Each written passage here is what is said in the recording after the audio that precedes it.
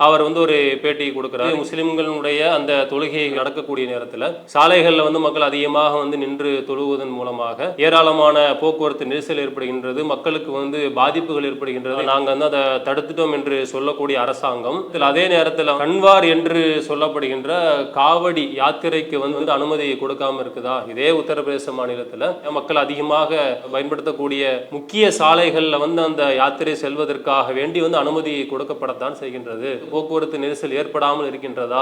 அப்போதும் போக்குவரத்து நெரிசல் ஏற்படத்தான் செய்கின்றது. யாத்திரைக்காக காவல்துறையும் அரசாங்கம் சாலையில் இருக்கக்கூடிய போக்குவரத்தை வேறு வழியில மாற்றி விடக்கூடிய செயலையும் செய்யத்தான் செய்யறாங்க. இதன் மூலமாகவும் மக்களுக்கு அதிகமான பாதிப்புகள் ஏற்படத்தான் செய்கின்றது. அப்ப அதன் மூலமாக பாதிப்புகள் ஏற்படும் போது நம்ம சகித்துக் கொள்கின்ற அரசாங்கம் முஸ்லிம்கள் தொழுகை நடத்தும் போது ஏன் சகித்துக் கொள்ளாத ஒரு சூழ்நிலைக்கு தள்ளப்படுது? அப்ப அவர்களுக்கும் ஒரு சம உரிமை அளிக்கப்பட வேண்டும்.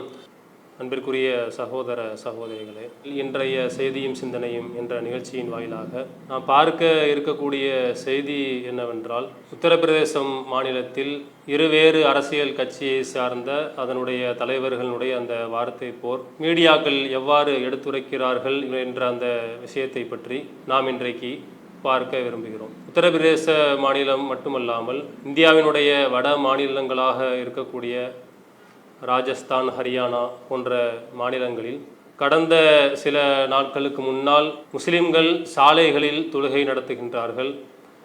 அவ்வாறு சாலைகளில் தொழுகை நடத்துவதனால் மக்களுக்கு ஏராளமான போக்குவரத்து நெரிசல் ஏற்படுகின்றது. ஒரு செய்தியாக எல்லா மீடியாக்களிலும் சொல்லியிருப்பதை நாம் பார்த்துருக்கோம். அதன் காரணமாக உத்தரப்பிரதேசத்தை ஆளக்கூடிய பாஜக முதல்வராக இருக்கக்கூடிய யோகி ஆதித்யநாத் கடந்த 20 நாட்களுக்கு முன்னால் மீடியாவில் சொன்ன விஷயம் என்னவென்றால், இந்த வருடம் நடைபெற்ற பக்ரீத் பண்டிகையை பொறுத்த வரைக்கும் அது ரொம்ப அமைதியான முறையில் நடந்து முடிந்திருக்கின்றது. சாலைகளில் மக்கள் தொழுகை நடத்தவில்லை. தடை செய்யப்பட்ட பிராணிகள் சாலைகளில் அறுத்து பலியிடப்படவில்லை. அதனால் அமைதியான முறையில் நடந்து முடிந்தது என்பதை மீடியாக்கள் முன்னாடி அவர் பேட்டியாக கொடுக்கிறார். இதற்கு முன்னாடி இந்த மாதிரி முஸ்லிம்கள் கொண்டாடக்கூடிய இந்த பண்டிகைகள் மூலமாக சாலைகளில் ஏராளமான பாதிப்புகள் ஏற்பட்டதை போன்றும், அது மாதிரி கொண்டாடக்கூடிய நேரங்களில் சாலைகள் செல்லக்கூடிய மக்கள் ஏராளமான அசௌகரியங்கள் அனுபவித்ததை போன்றும், பல கலவர சூழ்நிலைகள் தோன்றியதை போன்றும், இந்த வருடம் அது மாதிரி இல்லாமல் இந்த தொழுகையை தடை செய்ததன் மூலமாக ஒரு அமைதியான முறையில் பண்டிகை நடந்து முடிந்திருக்கின்றது. அதை நாம் தடை செய்ததன் விளைவாக இன்றைக்கு நாட்டில் அமைதியான ஒரு சூழல் நிலவுகின்றது என்பதை போன்ற ஒரு பிம்பத்தை உருவாக்கி அவர் அந்த பேட்டியின் மூலமாக சொல்லியிருக்கின்றார். பொதுவாக எல்லா மக்களும் அறிந்த விஷயம்தான், முஸ்லிம்கள் கொண்டாடக்கூடிய பண்டிகைகள் எதுவாக இருந்தாலும் எந்த ஒரு மக்களுக்கும் அதன் மூலமாக பாதிப்புகள் என்பது அதிகமாக இருக்காது. 2 பண்டிகைகளையும் நாம் எடுத்துக்கொண்டோம் அப்படி சொன்னால், ரம்ஜான் பண்டிகையாக இருந்தாலும் பக்ரீத் பண்டிகையாக இருந்தாலும் அதன் மூலமாக ஏழை மக்களுக்கு உதவ வேண்டும் என்பதுதான் அதனுடைய ஒரு சாராம்சமாக இருக்கும். வெள்ளிக்கிழமைகளில் அதிகமாக தொழுகை நேரத்தில் மக்கள் சாலையில் நின்று தொழுகின்றார்கள். அதை இன்றைக்கு நாம் தடுத்து நிறுத்தி இருக்கின்றோம் என்பது போன்று அந்த வட மாநிலங்களில் பாஜக ஆளக்கூடிய மாநிலங்களில் இருக்கக்கூடியவர்கள் பேட்டியை கொடுக்கின்றார்கள். அதை தடை செஞ்சிருக்கின்றோம் என்பது போன்று பேசி வருகின்றார்கள். இதை வைத்து ஊபி மாநிலத்தினுடைய சுயேட்சை கட்சியா பீம் ஆர்மி என்று சொல்லக்கூடிய ஒரு கட்சியினுடைய எம்பியாக இருக்கக்கூடிய சந்திரசேகர ஆசாத் அவர் ஒரு பேட்டி கொடுக்கிறார். முஸ்லிம்களுடைய அந்த தொழுகை நடக்கக்கூடிய நேரத்தில் சாலைகளில் மக்கள் அதிகமாக நின்று தொழுவதன் மூலமாக ஏராளமான போக்குவரத்து நெரிசல் ஏற்படுகின்றது, மக்களுக்கு பாதிப்புகள் ஏற்படுகின்றது. நாங்கள் அதை தடுத்துட்டோம் என்று சொல்லக்கூடிய அரசாங்கம் அதே நேரத்தில் நாம சிந்திச்சு பார்த்தோம் அப்படி சொன்னா, கன்வார் என்று சொல்லப்படுகின்ற காவடி யாத்திரைக்கு அனுமதி கொடுக்காம இருக்குதா? இதே உத்தரப்பிரதேச மாநிலத்தில் அது மாதிரியான காவடி யாத்திரைக்கு அனுமதி கொடுக்கப்படுகின்றது. அந்த யாத்திரையை பொறுத்த வரைக்கும் உத்தரப்பிரதேச மாநிலத்தினுடைய அதிகமான போக்குவரத்து நெரிசல் ஏற்படக்கூடிய, மக்கள் அதிகமாக பயன்படுத்தக்கூடிய முக்கிய சாலைகளில் அந்த யாத்திரை செல்வதற்காக வேண்டி அனுமதி கொடுக்கப்படத்தான் செய்கின்றது. அவ்வாறு அனுமதி கொடுக்கப்படும் போது போக்குவரத்து நெரிசல் ஏற்படாமல் இருக்கின்றதா? அப்போதும் போக்குவரத்து நெரிசல் ஏற்படத்தான் செய்கின்றது. அந்த யாத்திரைக்காக காவல்துறையும் அரசாங்கம் சாலையில் இருக்கக்கூடிய போக்குவரத்தை வேறு வழியில மாற்றி விடக்கூடிய செயலையும் செய்யத்தான் செய்யறாங்க. இதன் மூலமாகவும் மக்களுக்கு அதிகமான பாதிப்புகள் ஏற்படத்தான் செய்கின்றது. அப்ப அதன் மூலமாக பாதிப்புகள் ஏற்படும் போது நம்ம சகித்துக் கொள்கின்ற அரசாங்கம் मुस्लिमगल तुलही நடத்தும் போது ஏன் சகித்துக் கொள்ளாத ஒரு சூழ்நிலைக்கு தள்ளப்படுது? भाई हिंदू धर्म की आस्था का देश सबकी धर्मों की आस्था का सम्मान करता है। हिंदू धर्म की आस्था है, 10 दिन कावड़ चलता है, सारे होटल बंद होते हैं, अस्पताल बंद होते हैं। कई बार ऐसा हो कि अस्पताल जाना होता है लेकिन उनका साथ जा नहीं सकते, कहीं और को जाते हैं, परेशान होते हैं। लेकिन क्योंकि उनकी आस्था को ठेस न पहुंचे और उनकी धर्म में कोई रिकॉर्ड ना, तो लोग सहते हैं उसको, वैसे नहीं सहते। लेकिन 20 मिनट अगर ईद वाले दिन नमाज हो रही है तो कह रहे होने नहीं देंगे। அப்போ அவர்களுக்கும் ஒரு சம உரிமை வந்து அளிக்கப்பட வேண்டும், முஸ்லிம்களுக்கும் சாலைகளில் தொழுவதற்கு வந்து அனுமதி கொடுக்கப்பட வேண்டும் என்பதை போன்று சந்திரசேகர் ஆசாத் என்பவர் வந்து அந்த கருத்தை வந்து வைத்திருக்கின்றார்.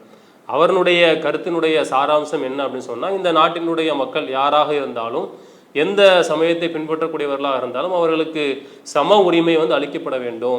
சில மத வழிபாடுகளுக்காக வேண்டி நீங்கள் சில விஷயங்களை கையில் எடுக்கின்றீங்க, போக்குவரத்தை வந்து மாற்றி விடுறீங்க அப்படின்னு சொன்னால், அது மாதிரி முஸ்லிம்களுடைய உணர்வுகளுக்கும் நீங்கள் மதிப்பளித்து அவர்களுடைய மத வழிபாட்டுக்காக வேண்டி நீங்கள் ஏற்பாடு செய்து கொடுக்க வேண்டியதுதான் அரசாங்கத்தினுடைய கடமை என்பதை போன்று அவர் எல்லா மக்களையும் சமமாக பார்க்க வேண்டும் என்ற அடிப்படையில் அவர் தன்னுடைய கருத்தை வந்து வைக்கின்றார். ஆனால் பொதுவாக இஸ்லாமிய மார்க்கத்தை பொறுத்த வரைக்கும் வந்து அதை வந்து விரும்பாத ஒரு மார்க்கம் தான்.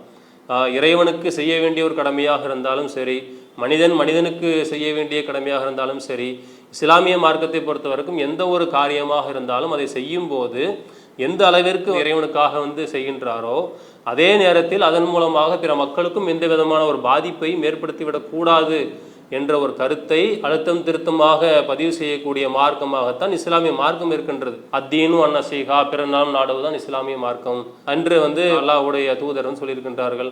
அது மாதிரி வந்து சாலைகள் கிடக்கக்கூடிய சின்ன கற்கள், பாறைகள் முதற்கொண்டு தீங்கு தரக்கூடிய பொருட்களை வந்து அப்புறப்படுத்த வேண்டும் என்று மார்க்கம் சொல்கின்றது.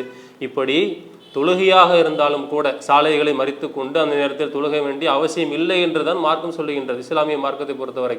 அந்த நேரத்தில் வந்து நீங்கள் மக்களுக்கு வந்து பாதிப்பு ஏற்படுத்தி சாலையில் நின்று தொழுவுங்க என்று எந்த ஒரு நேரத்திலும் வந்து இஸ்லாமிய மார்க்கம் சொல்லாது. எல்லா தொழுகைகளையுமே வந்து பள்ளிவாசலுக்கு உள்ள மக்களுக்கு இடையூறு இல்லாத வகையில் தான் நிறைவேற்றணும்.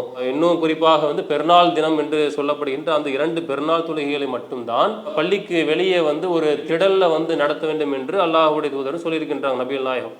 அது கூட வந்து மக்களுக்கு பாதிப்பு தரக்கூடிய வகையில் அமைந்துவிடக்கூடாது என்று சொல்லப்பட்டிருக்கக்கூடிய மார்க்கமாகத்தான் இஸ்லாமிய மார்க்கம் வந்து இருக்கின்றது. இது ஒரு பக்கம். நாம இப்போ அறிந்து கொள்ள வேண்டிய செய்தி என்னன்னு சொன்னால், சந்திரசேகர் ஆசாத் சொன்ன அந்த கருத்து இருக்கு இல்லையா, அந்த கருத்திற்கு வந்து கண்டனம் தெரிவிக்கும் முகமாக ஊபி மாநிலத்தினுடைய காங்கிரஸ் தலைவராகவும் சஹரான்பூர் என்று சொல்லக்கூடிய தொகுதியில் வந்து எம்பியுமாக இருக்கக்கூடிய இம்ரான் மசூத் அந்த நபர் என்ன பண்ணுறாருன்னு சொன்னால், இந்த சந்திரசேகர் ஆசாத்தினுடைய கருத்துக்கு வந்து எதிர்வாதம் வந்து வைக்கிறார். இஸ்லாமிய மார்க்கம் வந்து அப்படி ஒரு போது வந்து அனுமதிக்காது, இந்த மாதிரி வந்து சாலைகளில் வந்து நின்று தொழும்படி இஸ்லாமிய மார்க்கம் சொல்லலை, அவ்வாறு மக்களுக்கு இடையூறு ஏற்படுத்தும் விதமாக சாலைகள் நின்று தொழுவது அல்லாஹ் வந்து விரும்ப மாட்டார் என்ற ஒரு கருத்தை தான் அவர் வந்து சொல்லியிருக்கின்றார். சொன்ன கருத்து வந்து முழுக்க முழுக்க ஒரு சரியான கருத்து தான். ஆனால் சந்திரசேகர் ஆசாத் வந்து சொன்ன கருத்தை ஏதோ முஸ்லிம்களுக்கு ஆதரவாகவும் இந்துக்களுக்கு எதிராகவும் அந்த கருத்தை சொல்கின்ற மாதிரி இவர் வந்து எதிர்வாத கருத்தாக வந்து வைப்பது என்பதை நாம் எப்படி பார்க்கிறோம் அப்படின்னு சொன்னால், இதற்கு கண்டனமாக அவர் அந்த கருத்தை வந்து வைத்திருக்க தேவையில்லை.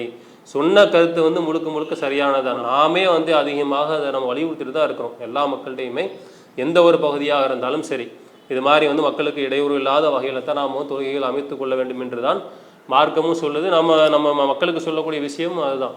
ஆனால் இந்த இம்ரான் மசூத் அவருடைய கருத்துக்கு எதிராக இது மாதிரி வந்து பேசியிருப்பதை நாம் வந்து பார்க்குறோம். இவர் பேசியிருப்பது வந்து ஒரு பக்கம் இருந்தாலும் கூட இன்றைக்கு சில மீடியாக்கள் பத்திரிகைகள் மூலமாக இவர் பேசியிருக்கக்கூடிய இந்த செய்தி வந்து எப்படி மக்கள் மத்தியில் எடுத்து காட்டப்படுது அப்படின்னு சொன்னால், இந்த இம்ரான் மசூத் வந்து பேசின கருத்து வந்து அவருடைய தனிப்பட்ட கருத்து மட்டும் கிடையாது, அதுதான் காங்கிரஸ் கட்சியினுடைய வந்து ஒரு கருத்தாகவும் இருக்குது.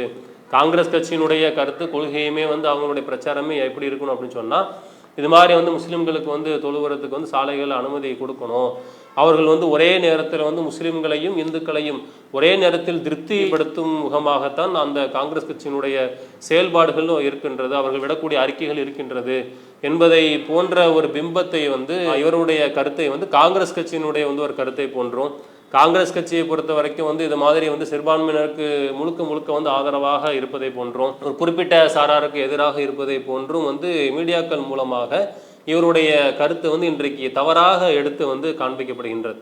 இதே நேரத்தில் வந்து கடந்த தேர்தல் பரப்புரையில் வந்து பாஜக கட்சியை சேர்ந்த தலைவர்கள் வந்து தேர்தல் பரப்புகளை பேசும்போது சிறுபான்மையினருக்கு எதிரான கருத்துக்களை தான் வந்து முன் வச்சாங்க. ஒரு குறிப்பிட்ட சாராராக இருக்கக்கூடிய இந்துக்களினுடைய ஓட்டை எப்படியாவது வந்து அறுவடை செய்துவிட வேண்டும், இந்துக்களினுடைய வாக்கு வங்கி எப்படியாவது முழுமையாக பெற்றுவிட வேண்டும் என்பதற்காக வேண்டி இல்லாத கருத்துக்களை எல்லாம் வந்து எடுத்து சொன்னதை பார்த்தோமா இல்லையா? அப்போதெல்லாம் வாய் திறந்து கண்டனம் தெரிவித்திருக்க வேண்டிய இந்த மீடியாக்கள், இந்த பத்திரிகைகள் அப்போதெல்லாம் எதுவும் சொல்லலை. அப்பொழுதெல்லாம் இந்த கண்டனத்தை வந்து பதிவு வச்சிருக்கணுமா இல்லையா? இது மாதிரி இவர்களுடைய பேச்சு இன்றைக்கு எதை எடுத்து காட்டுதுன்னு சொன்னால், இந்துக்களுடைய வாக்குகளை அறுவடை செய்வதற்காக வேண்டி தான் அது மாதிரி வந்து பேசுகிறாங்க, அவங்களுடைய கருத்துக்களை பார்த்தா அப்படி தான் தெரியுது என்று வந்து பேசியிருக்கணுமா இல்லையா? அதுதான் சரியாகவும் இருந்திருக்கும். இப்படி சரியான நேரத்தில் பேசாத இந்த மீடியாக்கள் இன்றைக்கு இந்த இம்ரான் மசூதினுடைய கருத்தை காங்கிரஸ் கட்சியினுடைய ஒரு கருத்தாகவும், இஸ்லாமிய மார்க்கம் வந்து அது மாதிரி வந்து சாலையில் தான் நின்று தொழுக சொல்லுது அப்படின்ற மாதிரி வந்து ஒரு பொய்யான ஒரு விஷயத்தை காங்கிரஸ் கட்சியை பொறுத்த வரைக்கும் இந்த மாதிரி வந்து முஸ்லீம் இந்துக்கள் ஒட்டுமொத்த மக்களினுடைய ஆதரவை வந்து பெற்றுவிட வேண்டும், அவர்களுடைய வாக்குகளை வந்து எப்படியாவது நம்ம அறுவடை செய்ய வேண்டும் என்பதற்காக வேண்டித்தான் காங்கிரஸ் கட்சியினுடைய தலைவர்களை வந்து இது மாதிரி வந்து பேசுறாங்க.